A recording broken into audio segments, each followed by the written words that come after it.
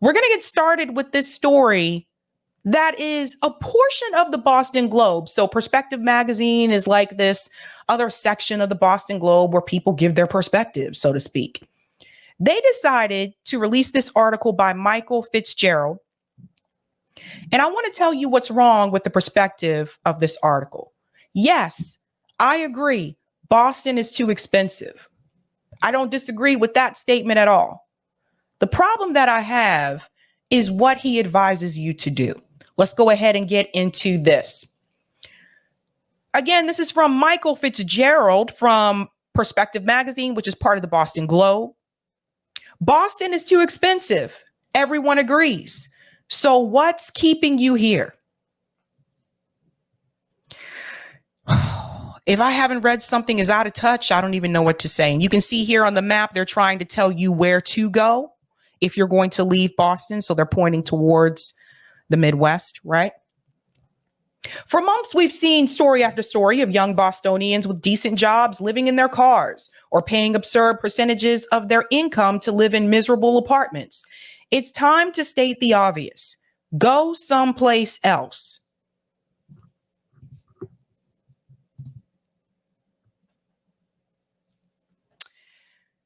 You see, here's the problem.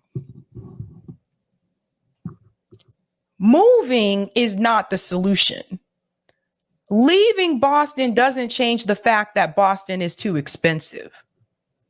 And I'm gonna dive into this piece of the article here where he tells you where to move, and I'm gonna warn you what will come if you were to do that. Because telling people to move doesn't fix the problem. The housing here is too expensive. And I've lived here for over 11 years. I've watched the housing continue to increase over time. I remember when you could get a 1-bedroom apartment in the Alston neighborhood of Boston. Now you cannot. We have greedy investors, greedy real estate investors. We have landlords that are just happy to sell, to just hand over an entire building that they've owned or managed for years for millions of dollars. These investors, they buy these buildings, they renovate the apartments inside. And next thing you know, these are now luxury condos that the average working person in Boston can't afford. So telling people to move doesn't stop real estate investors from buying up these buildings in low income neighborhoods and making them unaffordable. This is what they tell you to do. Go west, young person. At least Midwest. What do you really gain by living here? Telling your future children about what it was like experiencing Netflix and instant ramen? Let's talk about what do you have to gain? Why do a lot of people live here in the first place? The job market and higher education. A lot of people that are living here, they're either a college student. People call Boston a college town for a reason. We have a lot of colleges here. Or they may have moved here for work, whether it's the health care industry, the education industry, or the tech industry, which we are number 2 in startups after Silicon Valley. So people are here for work. So if people moved here for work, that means obviously there weren't as many employment opportunities in reference to their career field where they were. If people were moving here for education, it's obvious because they want to attend the institutions in this area, or maybe they were offered a full fellowship or scholarship to attend these universities. Let's go on. True, the Boston area has plenty of things to do and see, and the ocean views are nice, but can you actually enjoy these things when paying your rent feels like passing a kidney stone? Other places that cost less also have things to do and see. Think you'll miss being near a large body of water? Here's a tip. The Great Lakes look a lot like the ocean. You can even surf them part of the year. They're too big to see across, and they can get massive storms such as Huron hurricane in 1913. Plus the beaches are lovely and they don't have sharks. And guess what? Single family homes cost in the Midwestern states that border the Great Lakes: Michigan, Minnesota, Pennsylvania, Ohio, Indiana, Illinois, and Wisconsin. All of them have median single family home prices that fall between $200,000 and $325,000. A new report from City Lab finds the Midwest might be the last region in the United States homeowners can realistically afford. And we're going to touch on that last piece there. Let me explain to you what I saw happen in North Carolina. So a lot of you know I went to high school in North Carolina. My parents were military, so I moved around a lot.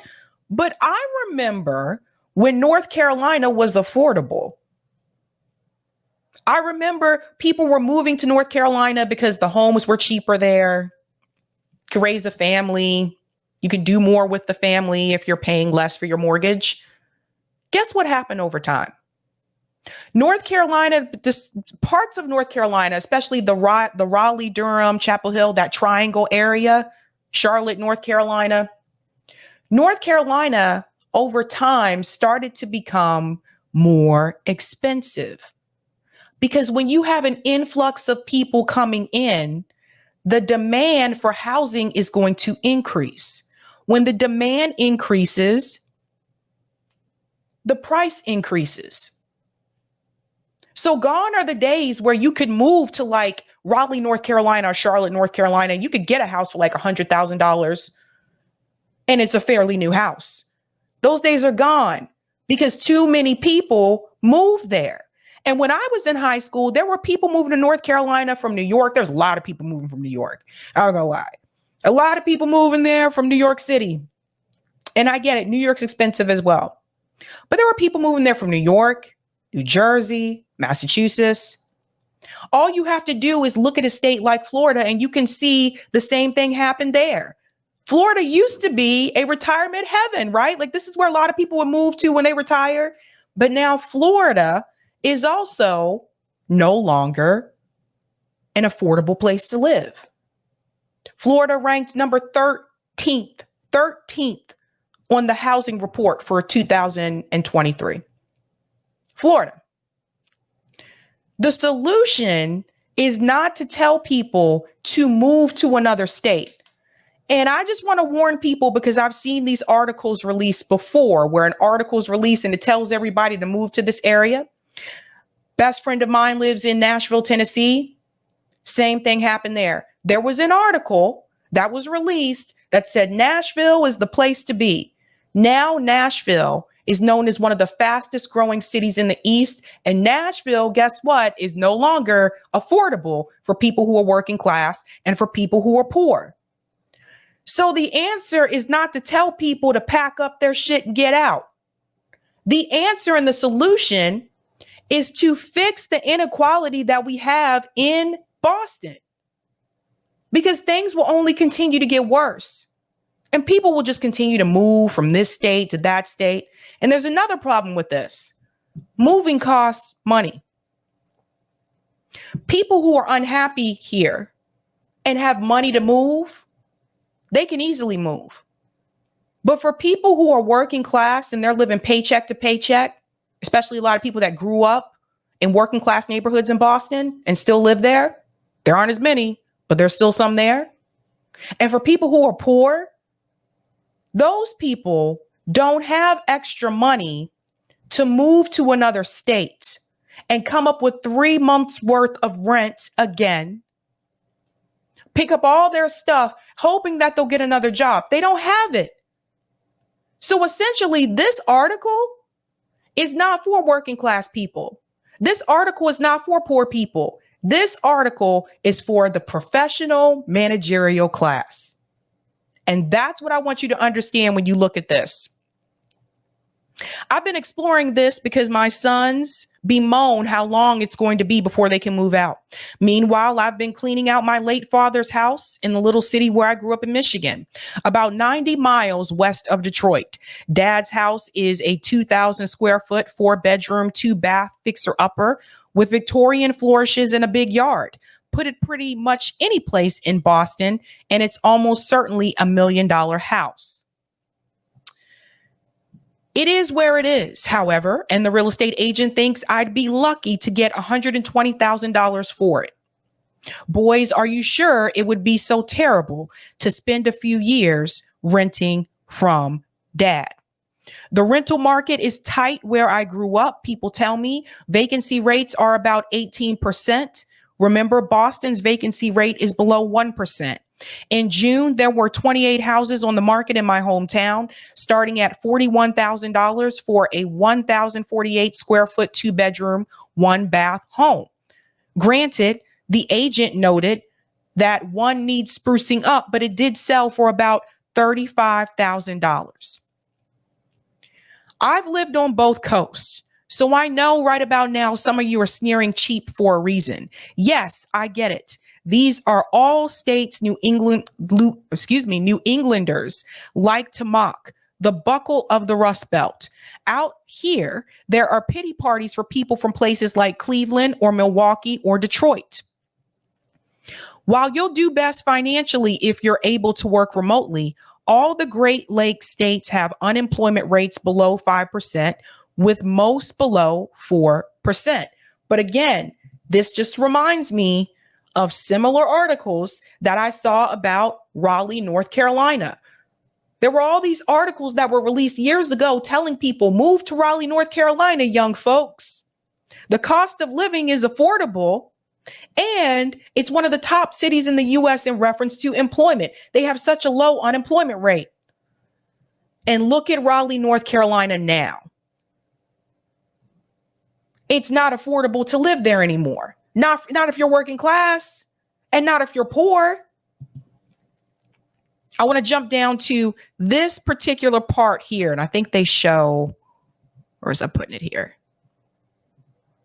Because I might have to have a talk with Michael, because this right here is giving people expectations that I think are not realistic for the average person. Right now, Boston prices are high in part because people expect them to be.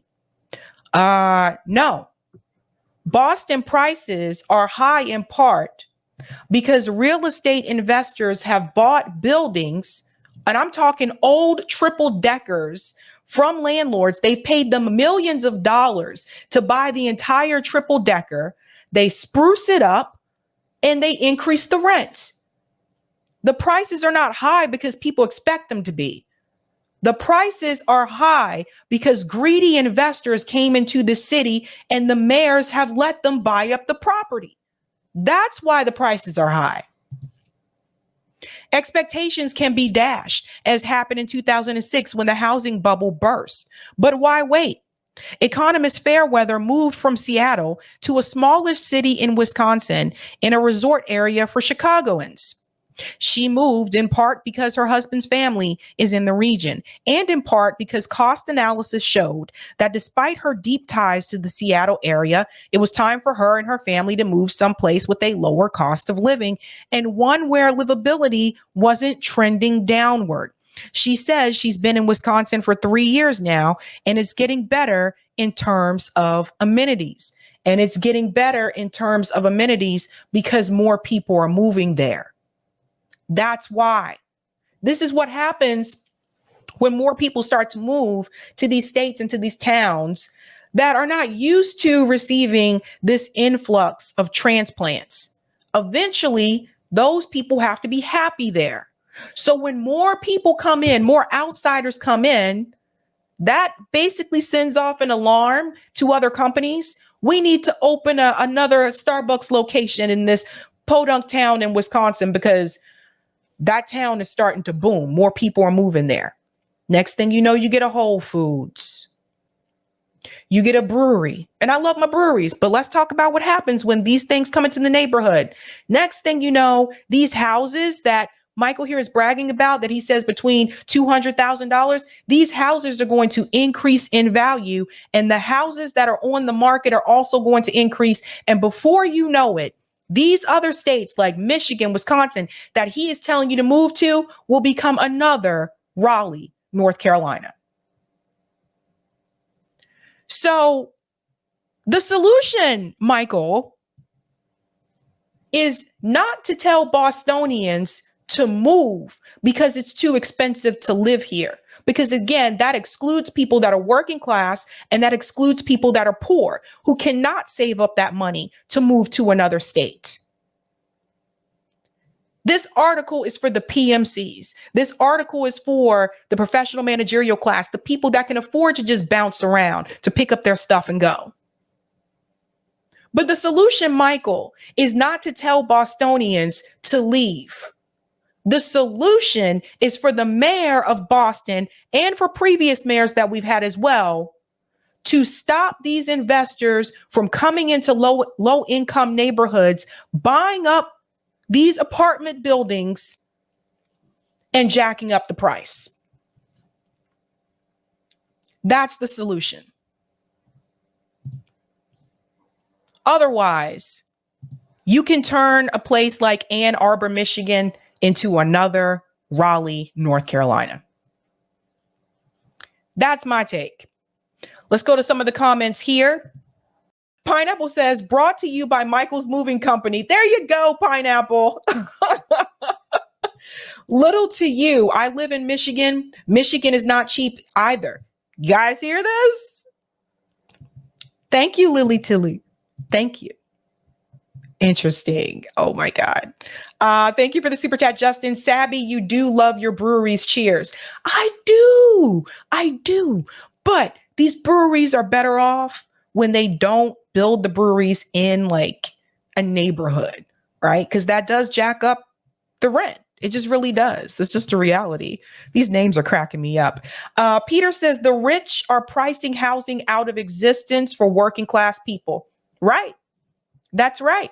Whoever says, yeah, there are at least 3 breweries around here, a Whole Foods and several other health food stores, and 2 Starbucks within walking distance of my house, and it's expensive as fuck here.